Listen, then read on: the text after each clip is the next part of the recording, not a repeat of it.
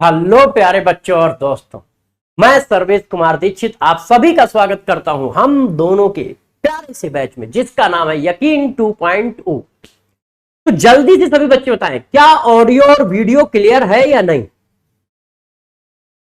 Audio और video clear है या नहीं? और 3 मिनट देरी से स्टार्ट करने के लिए आप सभी लोगों से क्या सॉरी बोलता हूं, ठीक है? क्योंकि मैंने क्लास 3 मिनट देर से स्टार्ट की। यस सर, सब सही है। Okay, yes yes. चलो फिर काम को चालू करते हैं। देखो यार बच्चों, आज अपने को करना क्या है इस बात का डिसीजन करेंगे, और साथ साथ में इस बात को भी तय करेंगे कि पिछली क्लासों से आपने क्या सीखा। पिछली क्लासों से आपने क्या सीखा? आप सबको पता है कि अब एक बहुत बड़ा फेस्टिवल आने वाला है जिसको कहते हैं दिवाली। तो जब भी कोई फेस्टिवल आता है तो हम लोग अपने घरों में बैठकर कुछ ना कुछ उसको सेलिब्रेट करने का कोई ना कोई वो ढूंढते हैं मोटो, कि हाँ यार इस दिवाली हम ये करेंगे, इस होली हम ये करेंगे, इस ईद में हम ये करेंगे, इस क्रिसमस में हम ये करेंगे, इस न्यू ईयर में हम ये करेंगे, इस छठ में हम ये करेंगे। तो उसी तरह आप लोगों ने क्या सोचा है कि इस दीपावली में आप क्या करोगे? बताइए, इस दीपावली में आप क्या करोगे? जैसे हर त्योहार को हम लोग क्या करते हैं, सेलिब्रेट करते हैं, तो दिवाली को कैसे करोगे? जैसे मेरे से पूछो कैसे करोगे सर आप, तो मैं करूंगा कैसे? आपको टीएसडी देकर। किसने? जो पीछे जितने भी चैप्टर मैंने पढ़ाए हैं 5-6, उन सब का एक 30 क्वेश्चन या 40 क्वेश्चन का टीएसडी देकर सेलिब्रेट करेंगे, जिसका नाम होगा क्या? धमाका। किसका? क्वेश्चन का धमाका, नए क्वेश्चन का धमाका। मैं तो ऐसे करूंगा, आप कैसे करोगे? यस, बैकलॉग पूरा करके करेंगे, रिवीजन करके करेंगे। यस, आप अपनी एक चिट बना लो, जैसे पेपर चिट हम लोग बनाते हैं ना, लिखते हैं तो पेपर फाड़ के लिखते हैं। जैसे ये देखो, 1 मिनट में दिखाता हूं। हाँ, मेरे पास है तो मैं दिखा देता हूं। ऐसी एक चिट, ऐसी जो चिट रहती है ना ये वाली, इन पे आप क्या करो, लिख के अपनी मेज कुर्सी पे या दीवार पे चिपका दो कि इस दिवाली में हमें क्या कंप्लीट करना है। हम दिवाली मनाएंगे, हम बैकलॉग दिवाली मनाएंगे, हम रिवीजन दिवाली मनाएंगे, हम जो क्वेश्चन टेस्ट में आज तक हमसे नहीं हुए हैं उनको फिर से करने की दिवाली मनाएंगे। इस तरह से कुछ पॉइंट लिख लो, इस तरह से कुछ पॉइंट लिख लो। और ऐसा नहीं है कि आप दिवाली ना मनाओ, मैं आपको ऐसा नहीं, मैं ये नहीं कहूंगा, क्योंकि मन मार के कोई काम नहीं कर सकते हो आप किसी काम को आप किसी काम को तब कर सकते हो जब आपके सीने में उसकी आग लगी हो, जब आपके रंगों में वो चीज बह रही हो कि हाँ यार डॉक्टर बनना है। मन मार के आप दिवाली वाले दिन नहीं पढ़ पाओगे। तो यदि किसी का मन करता है तो वो अच्छे से प्लान कर ले कि नहीं, जिस दिन दिवाली होगी उस दिन हम सिर्फ 5 बजे से लेके या दोपहर में 2 बजे से लेके और रात के 3 बजे तक कोई पढ़ाई नहीं करेंगे, सिर्फ पटाखे फोड़ेंगे या जो भी मतलब हम लोग करते हैं, है ना, वो करेंगे। तो ये कोई खराब बात नहीं होगी कि आप बीच के 9 घंटे कुछ ना करो, मगर उससे पहले और उसके बाद का प्लान तो अच्छा होना चाहिए, ठीक है? तो मैंने तो अपना प्लान बना लिया है कि मैं दिवाली बच्चों के साथ कैसे मनाऊंगा। 30 से 40 क्वेश्चन देकर मिक्सअप, और उसको नाम मैं दूंगा दिवाली धमाका। दिवाली धमाका, या आप चाहें तो कुछ और नाम भी बता सकते हैं, वो दे दूंगा। उसमें मोल कॉन्सेप्ट, सॉल्यूशन, गैसीय state, liquid state, solid state, thermodynamics, इस सब के क्वेश्चन होंगे। एंड आगे हो सकता है एक चैप्टर और खत्म हो जाए। अरे यार, अच्छा हाँ, अच्छा पढ़ा मैंने, न्यूक्लियर केमिस्ट्री वाला रह गया है, दे दूंगा यार, भूल गया हूं। तो आप उसका नया नाम भी बता सकते हैं। कोई बच्चा नाम बताना चाहे तो बता सकता है कि दिवाली में जो क्वेश्चन आपको दीपावली में दूंगा उसका नाम हम लोग क्या रखें।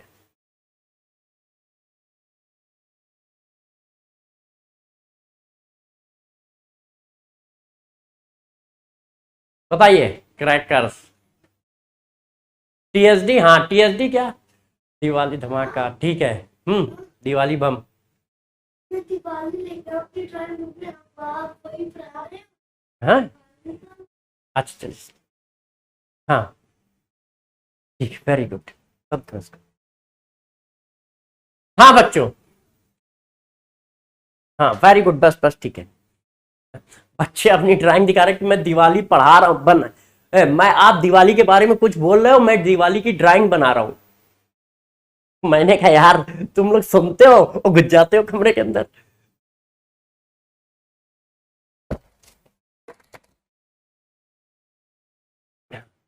यस, चलो अब हम लोग क्लास को स्टार्ट करते हैं। हर क्लास की स्टार्टिंग हम लोग क्यूएसडी से करते हैं, तो आज भी क्यूएसडी से करेंगे। क्लास की स्टार्टिंग क्यूएसडी से करेंगे। चलो स्टार्टिंग करते हैं क्यूएसडी से। पहला क्यूएसडी आपकी स्क्रीन पे। यस, आप लोगों ने बहुत सारे नाम लिखे हैं, ठीक है, मैं उनमें से कोई एक नाम जरूर दूंगा। सेलेक्ट स्टेट फंक्शन, बड़ा मस्त क्वेश्चन है ये, मेरे हिसाब से बहुत मस्त क्वेश्चन है।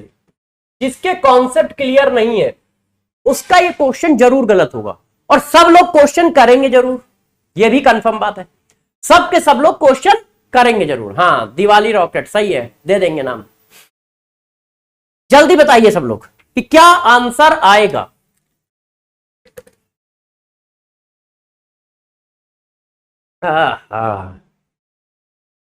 यस, मैं बस यही देखना चाहता था कि नोटबुक बच्चे अच्छे से रिवाइज कर रहे हैं कि नहीं, और जैसा आप लोगों ने आंसर दिया है ना, इससे मन पसंद हो गया है कि बहुत सही। इसका मतलब आपका फोकस बिल्कुल सही चल रहा है।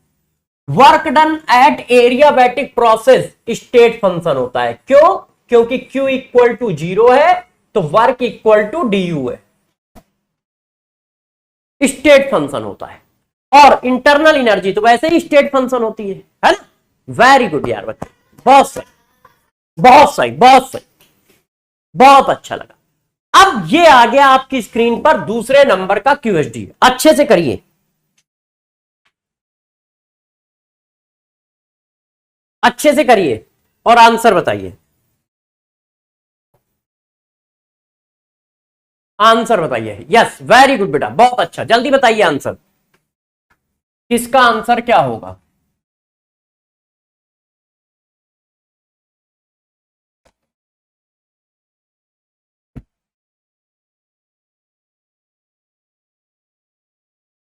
बताइए बच्चों, आंसर क्या होगा? हाँ हाँ हाँ हाँ, देखो अच्छे से करो, गड़बड़ किया तो मार खा जाओगे।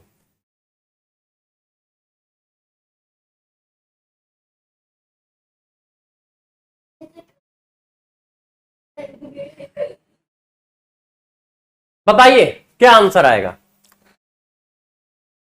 ये जो पीला पूरा बन रहा है बहुत है।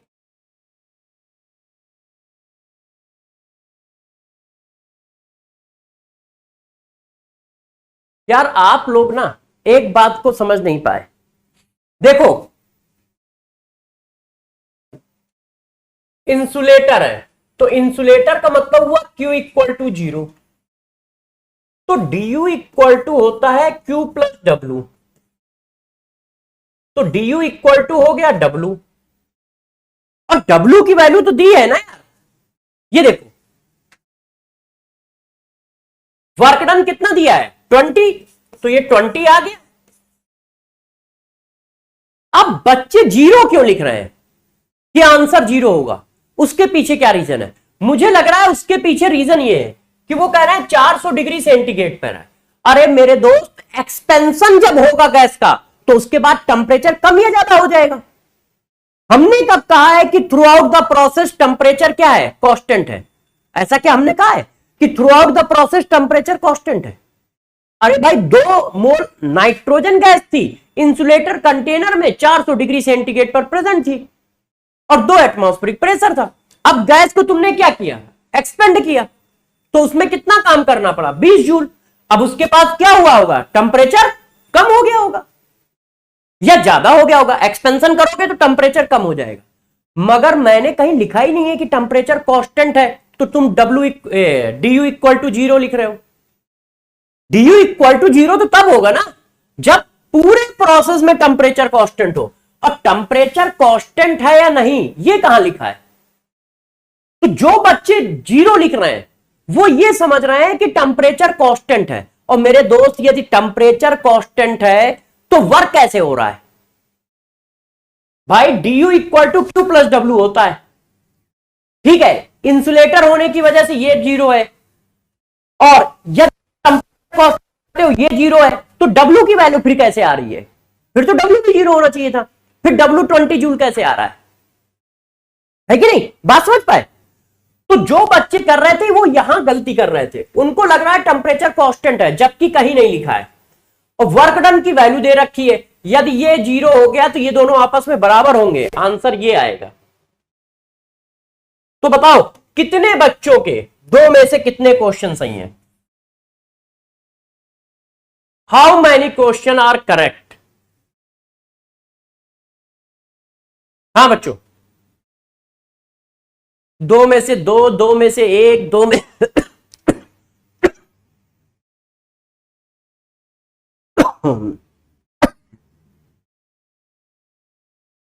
2 में से 2, 2 में से 1, 2 में से 2, 2 में से 1।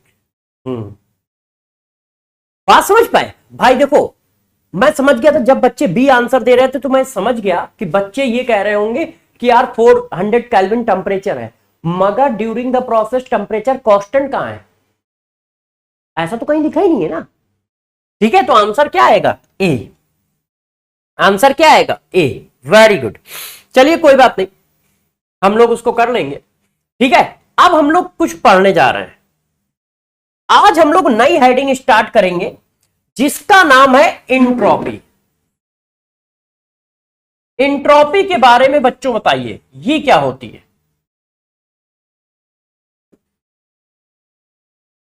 कोई बच्चा बताएगा इंट्रोपी क्या होती है, बताओ भाई बच्चों, इंट्रोपी क्या होती है। सारे बच्चे बताएं इंट्रोपी क्या होती है।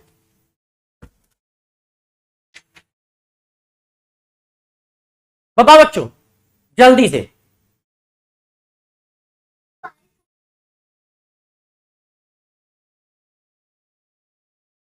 एंट्रोपी क्या होती है, रैंडमनेस।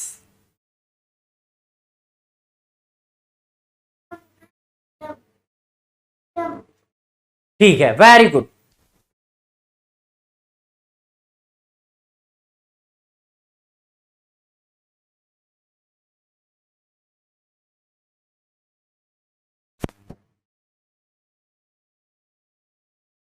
देखिए एंट्रोपी क्या है, इस बात को जरा गौर से समझिए। ठीक है, हाँ यार देखो बच्चों, इस जगह से हम लोगों की लाइव क्लास रुक गई थी, पता नहीं क्या हो गया था, कुछ टेक इशू हो गया था, है ना। बाद में उन लोगों ने रिजॉल्व भी कर लिया होगा, मगर मैंने कहा यार कि हम लोग कितना देर करेंगे, तो हमने कहा कि चलो आगे का लेक्चर रिकॉर्डेड फॉर्म में दे देते हैं। तो रिकॉर्डेड फॉर्म में इस जगह से स्टार्ट होता है। तो जरा देखो यार, अब हम लोग क्या करने जा रहे हैं, इंट्रोपी करने जा रहे हैं। तो क्या कोई बच्चा बता सकता है इंट्रोपी होती क्या है। तो यदि हम इंट्रोपी की बात करें तो इंट्रोपी क्या है, इंट्रोपी जो है ये मेजर करता है, क्या मेजर करता है, मेजर क्या करता है, इंट्रोपी मेजर करता है रैंडमनेस को। रैंडमनेस मतलब डिसऑर्डरनेस।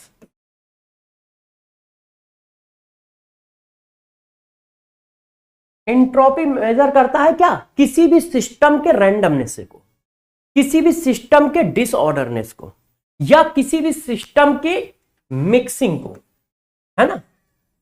बच्चों ने कहा सर इसका मतलब क्या है, अभी हम कुछ समझ नहीं पाए। तो मैंने कहा जरा देखो क्या मतलब है, गौर समझिए। देखो यार मतलब क्या होता है इंट्रोपी का। यदि आप इंट्रोपी का मतलब हमसे पूछो, हम आपको एक बहुत सिंपल फॉर्म में समझाने की कोशिश कर रहे हैं। ये दो लोग हैं, ये दो लोग हैं। अब बताओ, ए है और ये बी है।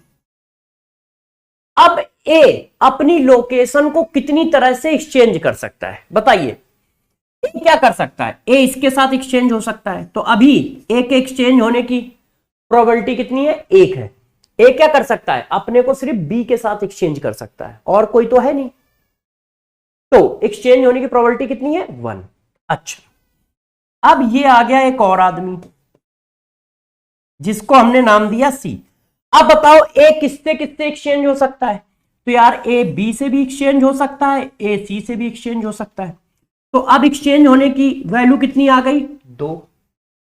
एक और आ गया, ये देखो, अब ए कितने लोगों से एक्सचेंज हो सकता है, 3।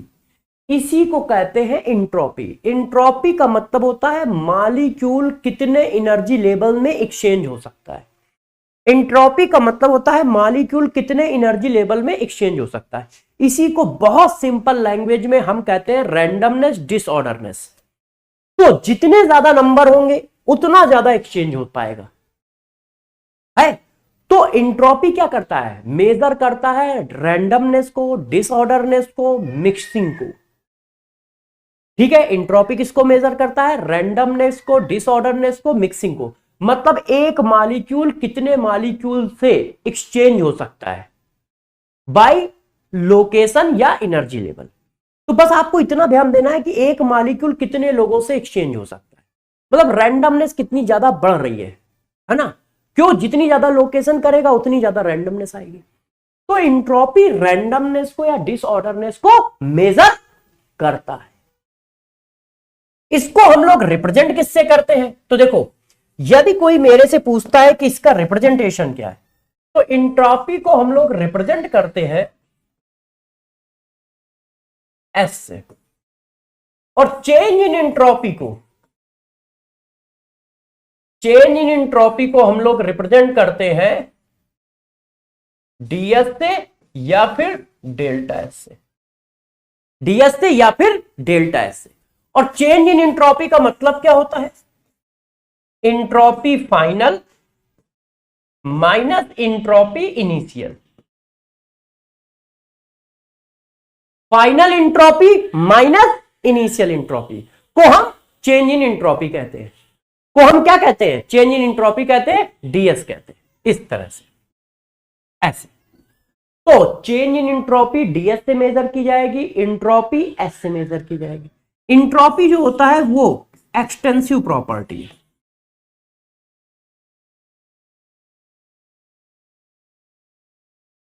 ऐसा क्यों है जरा बताओ। यदि तुम सिस्टम को आधा कर दोगे तो नंबर आधे हो जाएंगे, नंबर आधे हो जाएंगे तो रैंडमनेस आधी हो जाएगी।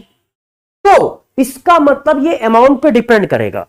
भाई ये देखो, इतने हैं, 4 लोग हैं, अब 2 लोग कर दो, आधा कर दो सिस्टम को आधा कर दोगे तो एक्सचेंज होने की वैल्यू कम हो जाएगी, तो एंट्रोपी चेंज हो रही है सिस्टम को आधा करने पर। यदि सिस्टम को बाई पार्ट करने पर वैल्यू चेंज हो रही है तो एक्सटेंसिव, नहीं हो रही है तो इंटेंसिव। इसका मतलब ये क्या है, एक्सटेंसिव है।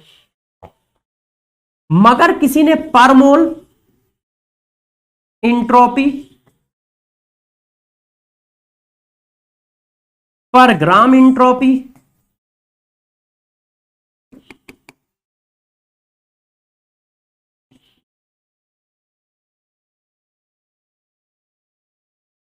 पर मोल पर ग्राम की बात की तो वो इंटेंसिव हो जाएगी। और कैसे हो जाएगी आप समझ गए होंगे। दो एक्सटेंसिव प्रॉपर्टी का ratio intensive.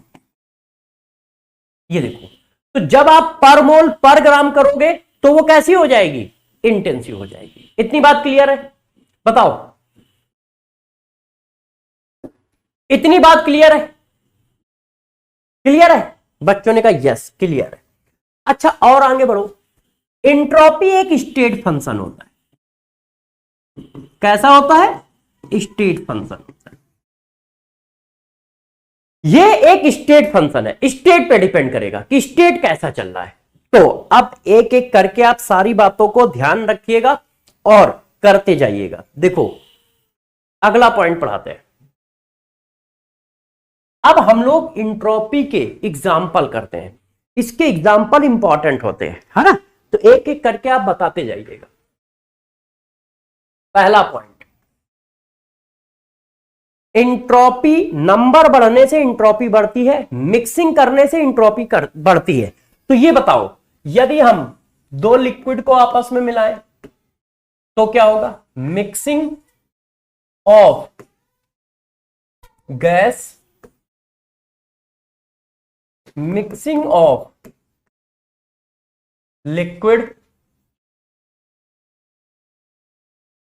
Mixing of solid. किसी भी तरह की यदि आप मिक्सिंग करते हो तो ध्यान रखना इंट्रोपी बढ़ेगी। ऐसा क्यों हो रहा है? जब दो लिक्विड को मिलाओगे तो नंबर बढ़ेंगे, मिक्सिंग बढ़ गई। दो सॉलिड को मिलाओगे, नंबर बढ़ेंगे, मिक्सिंग बढ़ गई। तो किसी भी तरह की मिक्सिंग करोगे तो इंट्रोपी बढ़ेगी। इसका मतलब इंट्रोपी चेंज कैसा आएगा? यदि इंट्रोपी इंक्रीज हो रही है तो इंट्रोपी चेंज कैसा आएगा? पॉजिटिव, क्योंकि फाइनल माइनस इनिशियल होता है। इंट्रोपी चेंज कैसा आएगा? पॉजिटिव। इंट्रोपी चेंज कैसा आएगा? पॉजिटिव।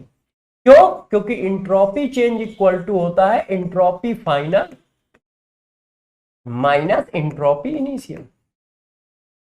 तो जब मिक्सिंग करोगे तो इंट्रोपी बढ़ेगी। किसी भी तरह की मिक्सिंग करो, चाहे गैस को गैस में मिलाओ, चाहे गैस को लिक्विड में मिलाओ, चाहे गैस को सॉलिड में मिलाओ, तो इंट्रोपी हमारी क्या है? बढ़ रही है। क्यों? क्योंकि आप मिक्सिंग कर रहे हो, नंबर बढ़ा रहे हो।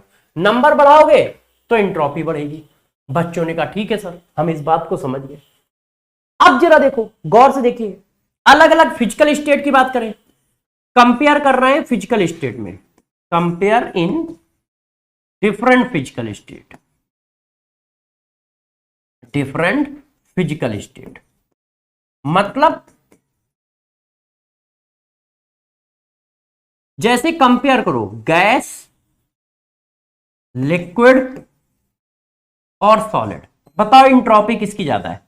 रैंडमनेस किसकी ज्यादा है? बताइए बच्चों, आप लोग आइडिया दो, आंसर बताओ। रैंडमनेस किसकी ज्यादा है? बताओ, रैंडमनेस किसकी ज्यादा है? बोलिए। गैस की रैंडमनेस ज्यादा है, लिक्विड की रैंडमनेस ज्यादा है या सॉलिड की? तो सबको पता है यार, गैस की रैंडमनेस सबसे ज्यादा होती है। तो यदि हम physical state to physical state vary कराएं तो इंट्रोपी चेंज गैस में सबसे ज्यादा आएगा।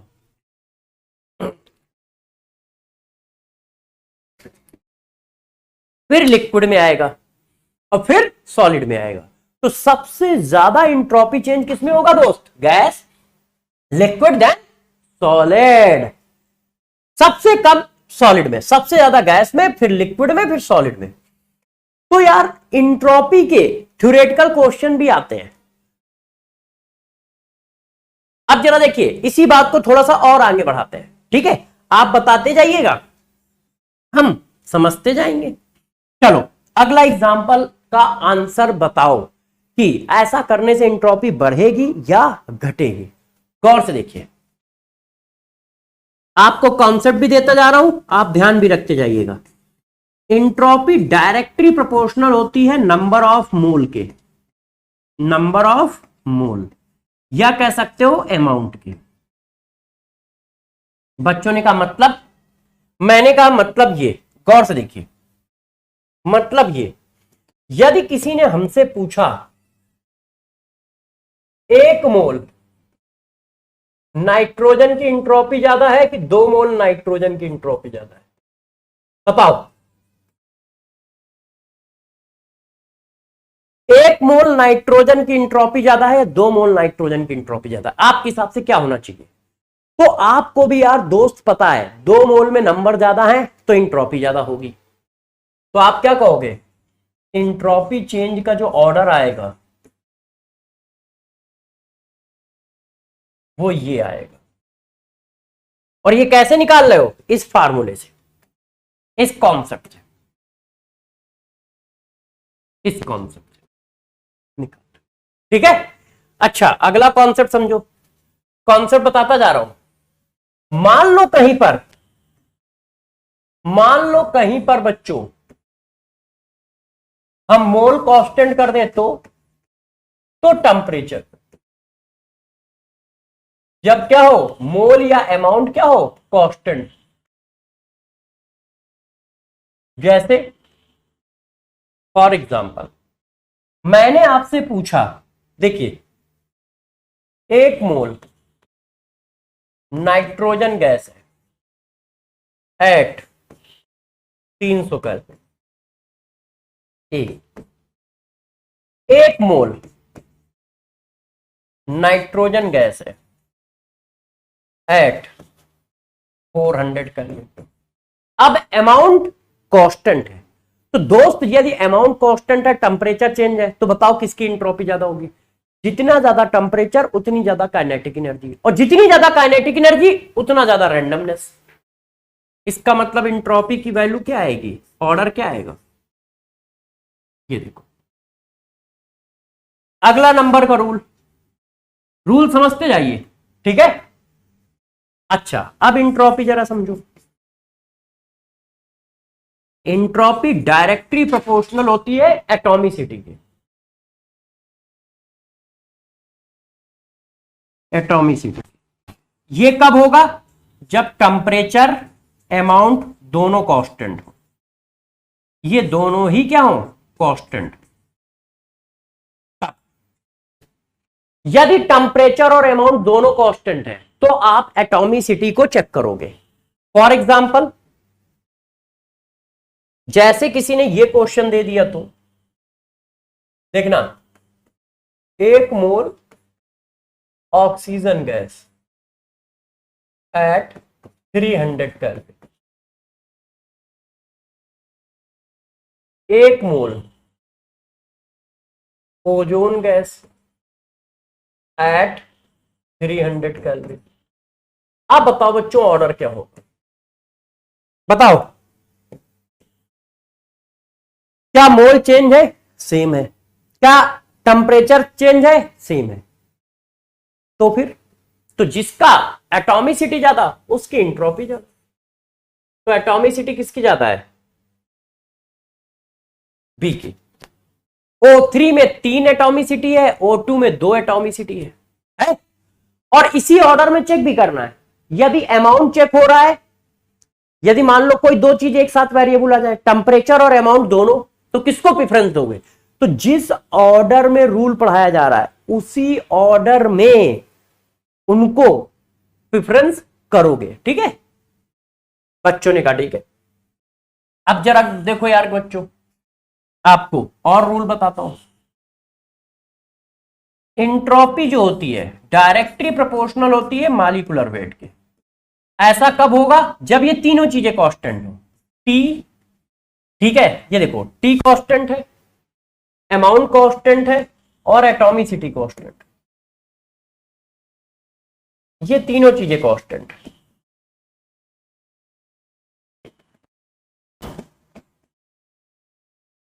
यदि किसी जगह पे ये तीनों कांस्टेंट हो तब आप मॉलिक्यूलर वेट से चेक करोगे। ध्यान रखना कब कब किससे चेक करोगे।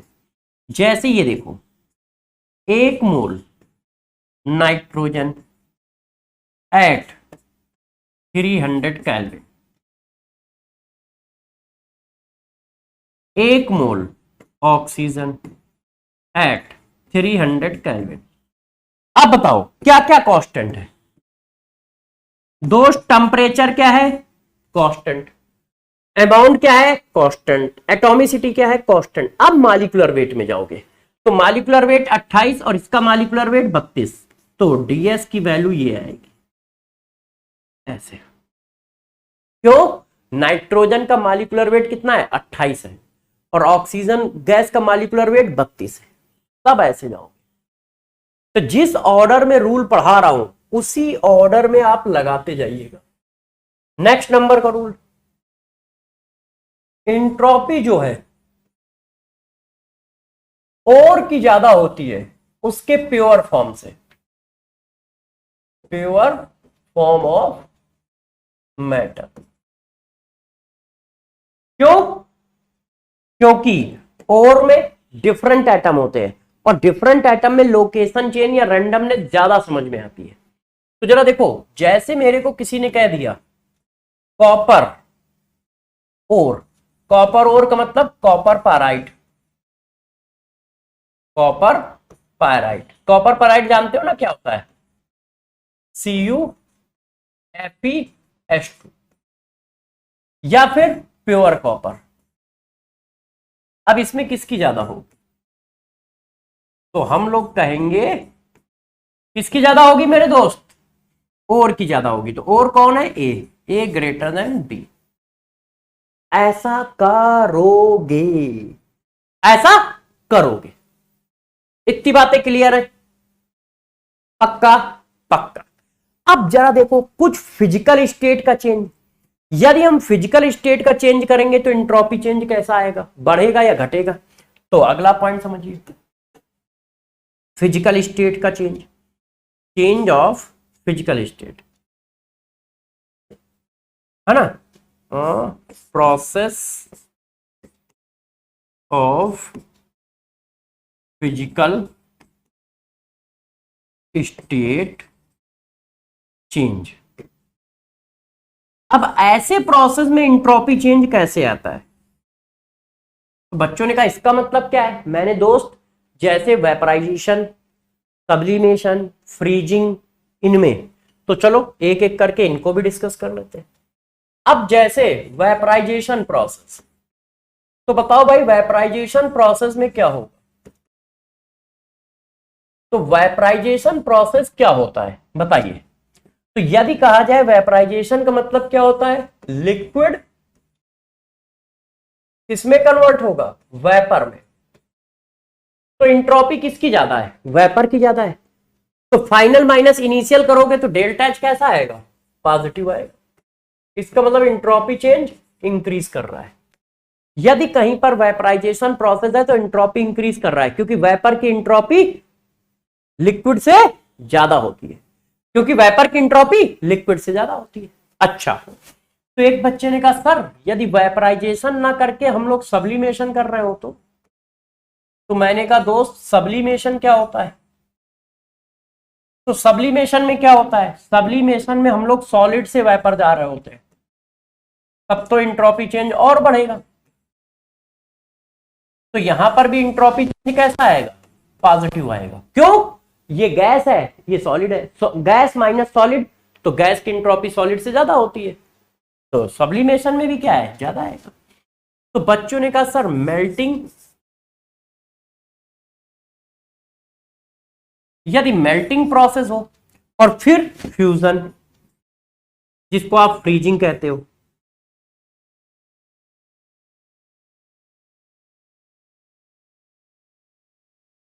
तो चलो एक एक करके इनको चेक कर लेते हैं।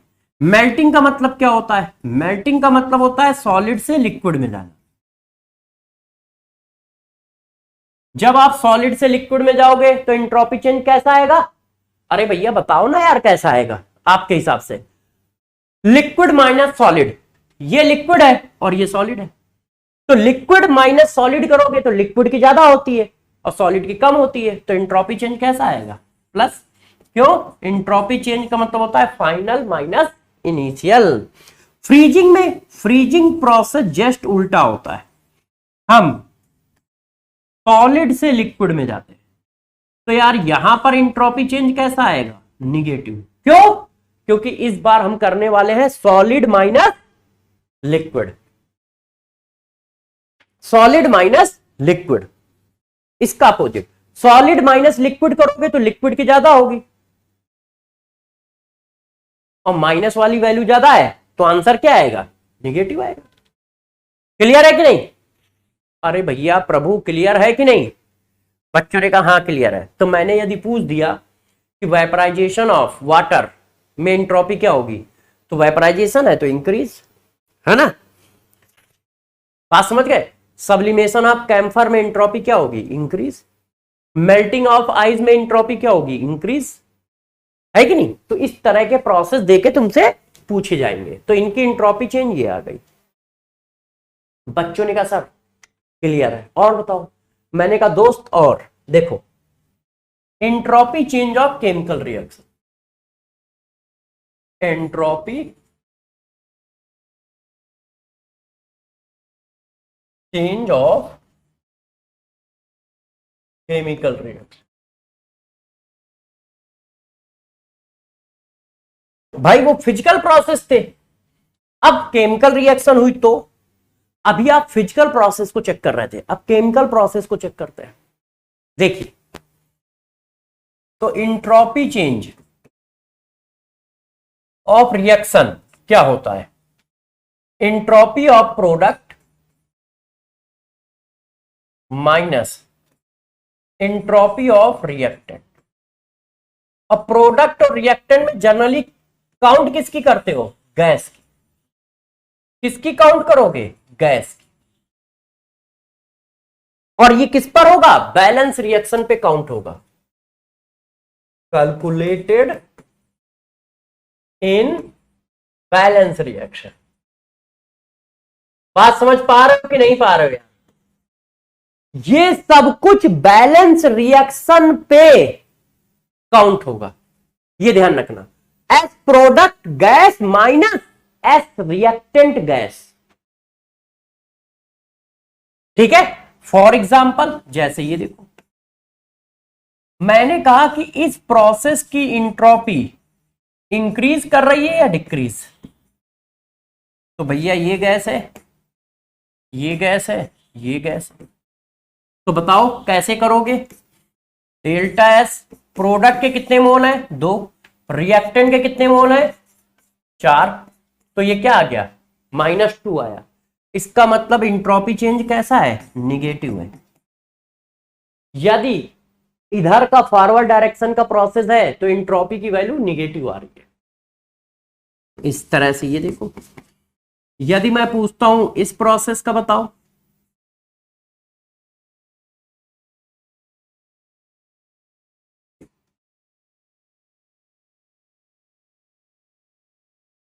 तो अब देखो प्रोडक्ट माइनस रिएक्टेंट, तो प्रोडक्ट में कोई गैस है ही नहीं, सिर्फ रिएक्टेंट में गैस है, तो इंट्रोपी चेंज कैसा आएगा, निगेटिव।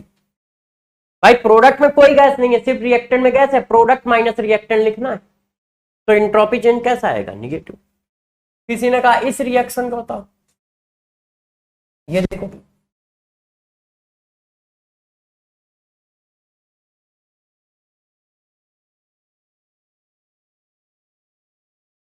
ये देखो,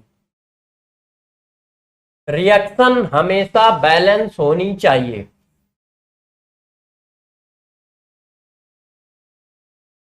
अब इस रिएक्शन का इंट्रोपी चेंज कितना आएगा, 2, क्योंकि ये लिक्विड है, हमें किसका कंसीडर करना है, सिर्फ गैस का, तो 2 - 1 + 7/2, तो 2 - 1 + 7/2 कर दो, तो ये क्या आ गया, ये देखो। तो इंट्रोपी चेंज कैसा आ रहा है, निगेटिव, ये देखो। तो किसी केमिकल रिएक्शन का इंट्रोपी चेंज कैसे करेंगे ये समझ गए। अब देखो कुछ और प्रोसेस, एडजॉर्प्शन। यदि कहीं एडजॉर्प्शन प्रोसेस हो रहा है, मतलब गैस एडजॉर्ब इन मेटल सरफेस, यदि गैस मेटल सरफेस पे एब्जॉर्ब हो रही है तो इंट्रोपी चेंज कैसा आएगा। तो यार आप भी जानते हो, हम भी जानते हैं क्या, कि यदि गैस किसी मेटल सरफेस पे एब्जॉर्ब होगी तो उसकी रैंडमनेस कम हो जाएगी ना। जैसे ये देखो एक मेटल सरफेस है, अब यहां पे 100 मॉलिक्यूल थे पहले गैस के, गैस के कितने थे, 100 मॉलिक्यूल थे ऐसे इनिशियल में।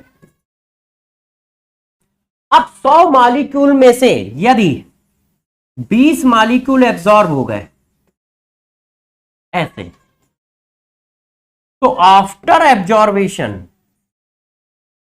After adsorption, number of gas molecule increase कर रहे हैं कि डिक्रीज, बताओ।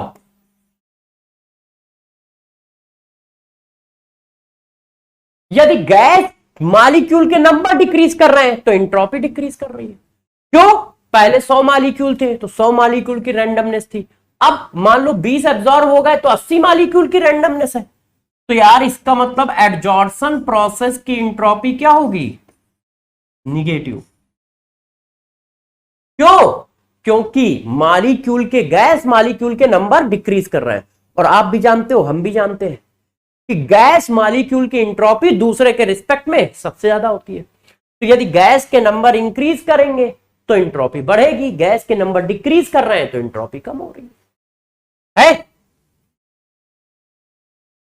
अब अगला प्रोसेस देखो क्या है, इसको समझो। क्रिस्टलाइजेशन ऑफ वाटर,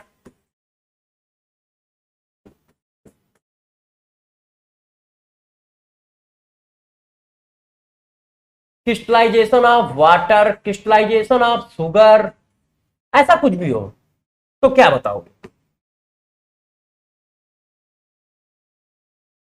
किसी का भी क्रिस्टलाइजेशन तो आपको पता है एंट्रोपी चेंज कैसा आएगा? निगेटिव। क्यों? क्रिस्टलाइजेशन का मतलब होता है अरेंजमेंट, सॉलिड स्टेट में पढ़ के आए हो, और हम किसको काउंट कर रहे हैं? डिसऑर्डरनेस को काउंट कर रहे हैं कि कितना वो नहीं अरेंज है, इस बात को काउंट कर रहे हैं। और क्रिस्टलाइजेशन में तो अरेंजमेंट हो रहा है, वहां वैल्यू फिक्स हो रही है, सिर्फ वो लोकेशन नहीं चेंज करता है, सॉलिड होने के बाद वो सिर्फ वाइब्रेट कर पाता है, तो वहां तो लोकेशन चेंज ही नहीं हो रही है। और जब दोस्त लोकेशन नहीं चेंज हो रही है तो एंट्रोपी डिक्रीज करेगी ना। तो किसी भी चीज का क्रिस्टलाइजेशन करोगे तो एंट्रोपी डिक्रीज करेगी, है ना।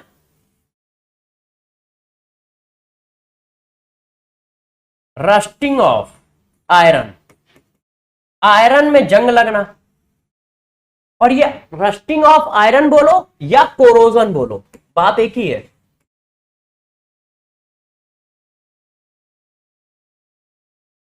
क्योंकि रस्टिंग ऑफ आयरन कोरोजन का एग्जांपल है। तो देखो ऐसा क्या है यार, एक सॉलिड हमारा एकदम मस्त रखा था, गौर समझिए, एक हमारा सॉलिड ऐसे रखा था, अब इस पे वाटर के साथ रिएक्शन करके उसका ऑक्साइड बन गया। तो ये देखो जब रिएक्शन होगी तो हलचल होगी, है, तो रस्टिंग ऑफ आयरन से एंट्रोपी क्या आएगी? पॉजिटिव आएगी। क्यों? क्योंकि अभी वो सॉलिड था, बिल्कुल फिक्स था, और जब आप उसका रस्ट बनाते हो तो उसमें केमिकल रिएक्शन होती है, केमिकल रिएक्शन होगी तो रैंडमनेस बढ़ जाएगी, और रैंडमनेस बढ़ जाएगी तो एंट्रोपी क्या आएगी? पॉजिटिव। एंट्रोपी क्या आएगी? पॉजिटिव। तो रस्टिंग ऑफ आयरन में एंट्रोपी पॉजिटिव आती है क्योंकि रैंडमनेस बढ़ रही है। रस्ट का बनने का मतलब क्या है? कोरोजन का मतलब होता है मेटल अपने ऑक्साइड में कन्वर्ट हो जाए। जैसे आयरन में रस्टिंग किसके लिए वह होती है? ऑक्साइड बनने की वजह से होती है, ये चीज बनने की वजह से रस्ट होता है, ये होता है रस्ट आयरन का। तो आयरन अकेले था, ऑक्साइड बना रहा है, तो इलेक्ट्रॉन का भी मूवमेंट हुआ, ऑक्सीजन का भी मूवमेंट हुआ, इसका मतलब मूवमेंट बढ़ रहा है, और मूवमेंट बढ़ेगा तो एंट्रोपी बढ़ेगी। तो ये देखो, इसके बाद बच्चों ने कहा यार सर कितने एग्जाम्पल आप दोगे? मैंने कहा दोस्त बहुत एग्जाम्पल दूंगा, एक दो नहीं। अब लास्ट के 2 एग्जाम्पल, मेरी हिदायत है कि इनको याद रखना, ज्यादा अच्छा रहेगा। देखो, boiling of egg, boiling of egg, इसमें आपको समझ में आता है कि एंट्रोपी डिक्रीज करनी चाहिए। बॉइलिंग ऑफ एग की एंट्रोपी इंक्रीज करती है। तो किसी ने कहा यार ये बंडल है काम, ये तो जरूर गड़बड़ है, बॉइलिंग ऑफ एग की एंट्रोपी कैसे इंक्रीज करेगी? तो उसका रीजन समझो, बॉइलिंग ऑफ एग की एंट्रोपी कैसे इंक्रीज करेगी। होता क्या है, जब एग को बॉयल किया जाता है तो उसमें प्रोटीन के बीच में बॉन्ड होते हैं, और प्रोटीन के बीच के बॉन्ड ब्रेक होते हैं, तो रैंडमनेस बढ़ जाती है, तो रैंडमनेस बढ़ जाती है due to breaking of protein bond. Protein के बीच में जो भी बॉन्ड है वो ब्रेक होते हैं, जिससे रैंडमनेस बढ़ जाती है। तो ये एग्जाम्पल जब भी आएगा तो बच्चे गलत करते हैं। क्यों? क्योंकि बच्चे ये देखते हैं अच्छा उसके अंदर तो लिक्विड लिक्विड है, और जब बॉयल हो जाता है तो वो तो सॉलिड सॉलिड हो जाता है कि नहीं? बॉयल हो जाता है तो वो तो सॉलिड सॉलिड हो जाता है, तो एंट्रोपी तो कम होनी चाहिए, एंट्रोपी तो कम होनी चाहिए। तो इसका आंसर कभी भी तुम पॉजिटिव नहीं लगाओगे यदि पहले से नहीं जानते हो। यदि पहले से नहीं जानते हो तो इसका आंसर कभी भी पॉजिटिव नहीं लगाओगे। दूसरा, अनस्ट्रेच रबर की एंट्रोपी ज्यादा होती है स्ट्रेच रबर से।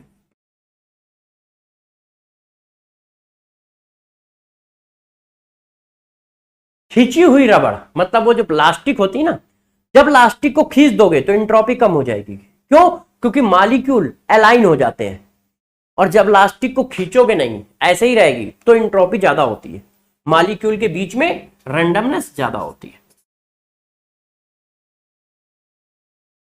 तो ये दोनों बच्चे गड़बड़ करते हैं, बहुत ज्यादा गड़बड़ करते हैं, तो इन दोनों को याद रखिएगा।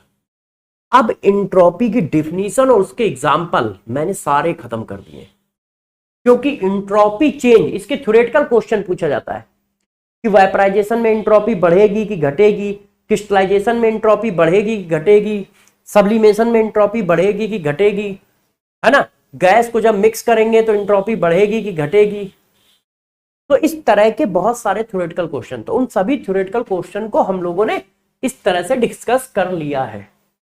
इसी वजह से एंट्रोपी में हम लोगों को इतना टाइम लगा थ्योरी पढ़ाने में। किसी ने कहा सर ठीक है, अब आप ये तो बताओ कि एंट्रोपी का फार्मूला क्या होता है ना? आप तो अभी एंट्रोपी की डिफिनीशन में ही चल रहे थे और उसके चेंज में चल रहे थे। तो बच्चों की डिमांड पर अब हम लोग क्या डिस्कस करेंगे? Formula, formula of entropy change. बताओ भाई क्या होता है फार्मूला ऑफ एंट्रोपी चेंज? दोस्त बताओ क्या होता है?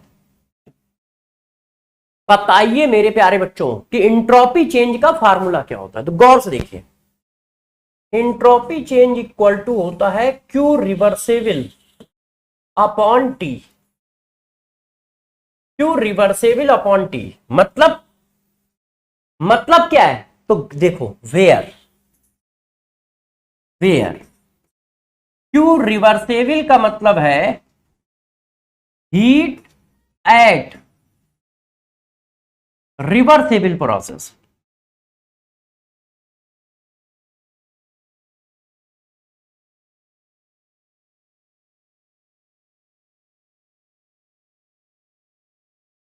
रिवर्सेबल प्रोसेस की हीट होनी चाहिए। इस बात का विशेष ध्यान रखना कि प्रोसेस रिवर्सेबल होना चाहिए। हमें वो हीट रखनी है जो रिवर्सेबल प्रोसेस की होगी। इररिवर्सिबल प्रोसेस की हीट इस फार्मूले में नहीं रख सकते हो। लिख देता हूं, ठीक है, नोट डाल के लिख देता हूं। Above formula not applicable for irreversible process. Irreversible process पर इसका फार्मूला नहीं लगाओगे। रिवर्सेबल प्रोसेस की हीट यहां पर रखनी है। और दोस्त टी क्या होता है? Temperature of system.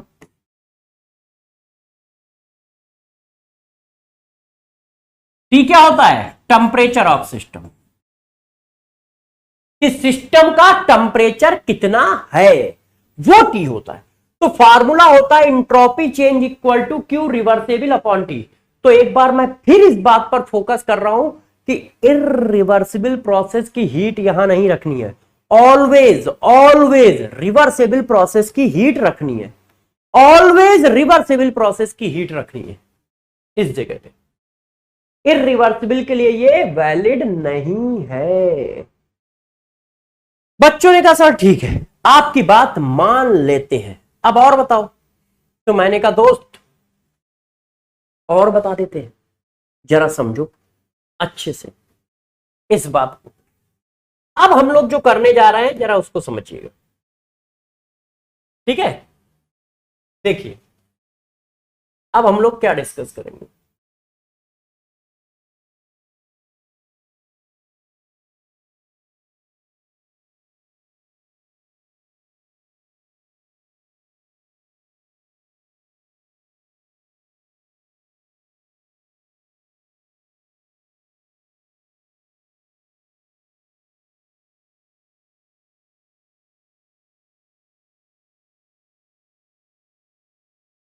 अब देखो ना बच्चों, पहला, यदि कोई एडियाबैटिक प्रोसेस है, एडियाबैटिक प्रोसेस, तो उसकी इंट्रोपी चेंज क्या हो? आपने फार्मूला जो पढ़ा दिया, ds equal to Q reversible upon T, ये जर्नल फॉर्म है। अब ये जर्नल फॉर्म स्पेसिफिक प्रोसेस में किस तरह से काम करता है? यदि कोई साइक्लिक प्रोसेस है तो क्या होगी?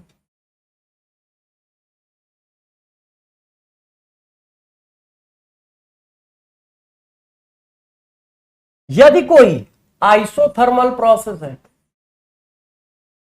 तो क्या होगी?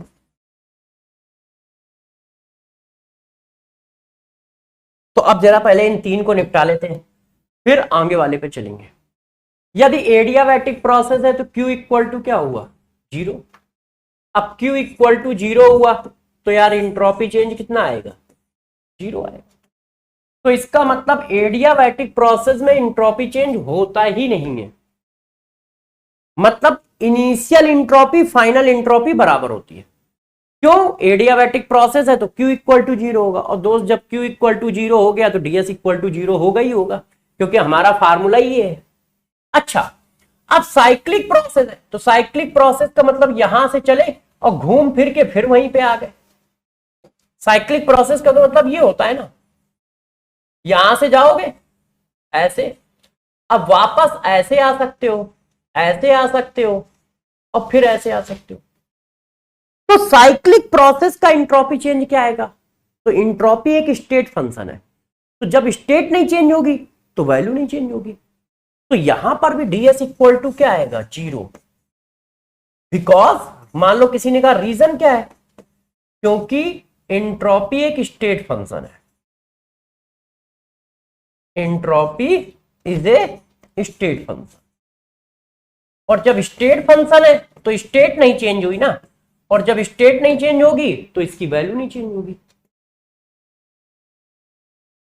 तो दो प्रोसेस की तो इंट्रोपी चेंज 0 होता है, एडियाबैटिक और साइक्लिक। आइसोथर्मल प्रोसेस, तो यार आइसोथर्मल प्रोसेस की इंट्रोपी चेंज कितना आएगा? फार्मूला देखो, ये Q reversible upon isothermal process upon T। Isothermal process की हीट को क्या कहते हो? कैसे निकालोगे? आइसोथर्मल प्रोसेस है तो टेम्परेचर चेंज नहीं होगा, टेम्परेचर कांस्टेंट होगा, और यदि टेम्परेचर कांस्टेंट है तो du इक्वल टू 0, क्योंकि हम आइडियल गैस की बात करते हैं। तो du इक्वल टू हुआ Q प्लस W, तो Q रिवर्सेबल की वैल्यू कितनी आई? -W के। और आइसोथर्मल प्रोसेस का वर्क डन कितना होता है? रिवर्सेबल प्रोसेस का, क्यों? क्योंकि फार्मूला रिवर्सेबल वाला है। तो आइसोथर्मल रिवर्सेबल प्रोसेस की बात चल रही है, इररिवर्सिबल की नहीं। तो यार ये फार्मूला क्या हो जाएगा? 2.3032 upon nRT log V final upon V initial. अब ये उठा के यहां डाल दो, तो यहां डालोगे तो T से T कट जाएगा, तो ds इक्वल टू आ जाएगा 2.3032 nr। देखो T गायब हो गया, मैं डायरेक्ट कर रहा हूं, किसी को समझ में तो आ रहा है ना यार? Q की वैल्यू देखो यहां डालो जाके, तो T और ये T कट गया तो T गायब हो गया। अब इसी को चाहो तो ऐसे लिख दो, nr, समझ गए होगे, PI अपॉन PM। तो यदि आइसोथर्मल प्रोसेस होगा तो इंट्रोपी चेंज का फार्मूला ये आएगा, ये जर्नल फॉर्म है। जैसे फर्स्ट लॉ का जर्नल फॉर्म क्या है? du equal to Q plus W। Work का जर्नल फॉर्म क्या है? W equal to minus P external dB, ये जर्नल फार्मूले। तो ऐसे ही इंट्रोपी का जनरल फार्मूला है ds equal to Q reversible upon T. आप उस प्रोसेस की क्यू रिवर्सेबल रख दो, तो जैसे ही प्रोसेस की क्यू रिवर्सेबल रखोगे तो एक नया फार्मूला प्रूफ हो जाएगा। ऐसे ये देखो। अब यार प्रोसेस यदि हमारा और कोई हुआ तो अब और कौन सा हो सकता है, जैसे आइसोकोरिक प्रोसेस।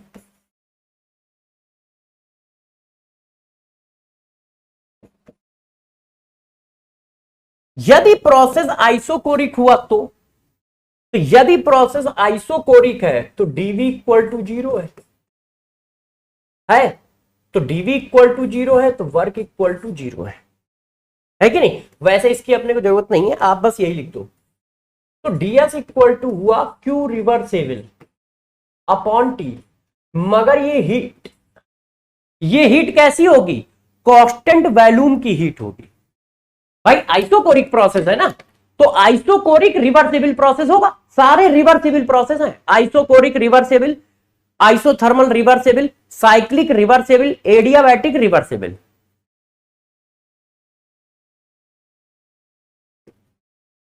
तो मेरे दोस्त ये बताओ प्रोसेस कैसा है, प्रोसेस है रिवर्सेबल, और कैसा है आइसोकोरिक। तो आइसोकोरिक प्रोसेस का मतलब वी कांस्टेंट है। इसका मतलब ये क्या लिखा है, मुझे पढ़ के सुनाओ, इसको जरा कोई बच्चा पढ़ के सुनाए। यदि ऐसा लिखा है, इसका मतलब हुआ हीट एट कांस्टेंट वॉल्यूम, यही तो हुआ।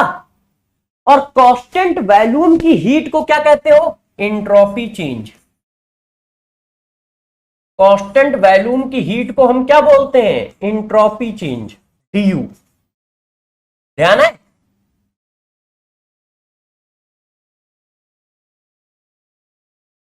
Heat at constant volume is known as entropy change. तो यार यहां पे रख दो, तो इसका मतलब ये du अपॉन टी हो गया, और du की वैल्यू डाल दो। du का एक ही फार्मूला होता है NCV/dt अपॉन टी। अब दोस्त इसका इंटीग्रेशन करना पड़ेगा, क्योंकि यहां सब डीवी लिखे हैं, तो इंटीग्रेशन कर दिया तो ये हो जाएगा del S equal to NCV। अब देखो ये क्या आ जाएगा, log T final upon T initial. तो देखो ये मैंने फार्मूले का प्रूफमेंट किया है। आपको दोस्त क्या याद रखना होगा, सिर्फ फार्मूले। मैंने ये बता दिया ये फार्मूला आया कहां से है। आप चाहेंगे तो सिर्फ फार्मूले याद रखेंगे, आपको प्रूफमेंट याद नहीं रखना कि ये प्रूफमेंट कैसे हुआ, ये प्रूफमेंट कैसे हुआ। आप सिर्फ फार्मूला याद, क्यों, क्योंकि प्रूफमेंट नहीं आना है, फार्मूला आना है। प्रूफमेंट नहीं आना है, फार्मूला आना है। ठीक है, कर लोगे, अभी खत्म नहीं हुआ है, कर लोगे, मैं ये पूछ रहा हूं सिर्फ। तो बच्चों ने कहा हाँ सर कर लेंगे, तो मैंने कहा ठीक है, फिर और आगे आ जाते हैं। ये मैंने कॉपी कर दिया है, तो आप लोग बिल्कुल परेशान ना हो, है ना। ये सब कॉपी है, देख लें एक बार, कॉपी है भी, हाँ कॉपी है। तो ये सब कॉपी है, इसलिए आप टेंशन ना लें। हम लोगों को टेबल चाहिए ना, तो टेबल यार ले लेते हैं। तो ये सब कॉपी है। अब हम लोग क्या करेंगे, सिर्फ फार्मूले अच्छे से याद कर लेंगे। क्यों, क्योंकि इनके प्रूफमेंट से तुम्हारे पास कोई क्वेश्चन नहीं आएगा, वो बात अलग है, वो मैं सब बता दे रहा हूं। अब गौर समझो, चौथा नंबर का प्रोसेस आइसोबैरिक प्रोसेस, पांचवा होगा, है ना बच्चों, पांचवा नंबर का प्रोसेस। पांचवें नंबर का प्रोसेस आइसोबैरिक प्रोसेस। यदि आइसोबैरिक प्रोसेस है तो क्या हुआ, ये आएगा ऐसे। प्रोसेस किस पे हो रहा है, कांस्टेंट प्रेशर पे हो रहा है। आइसोबैरिक का मतलब क्या होता है, ऐसा प्रोसेस जो कांस्टेंट प्रेशर पे हो। अब जरा बताना, कांस्टेंट प्रेशर की हीट को क्या कहते हैं। भाई ये क्या हुआ, हीट एट कांस्टेंट प्रेशर। ये क्या हो गया, heat at constant pressure, heat at constant pressure. और हीट एट कांस्टेंट प्रेशर को क्या कहते हैं? इंथैल्पी चेंज कहते हैं। याददाश्त ठीक है ना सबको? Enthalpy change. तो यार ds इक्वल टू हो गया dH अपॉन टी, और dH की वैल्यू होती है NCP dt। अब दोनों तरफ इंटीग्रेशन कर दोगे तो ये फार्मूला आ जाएगा उसी तरह से।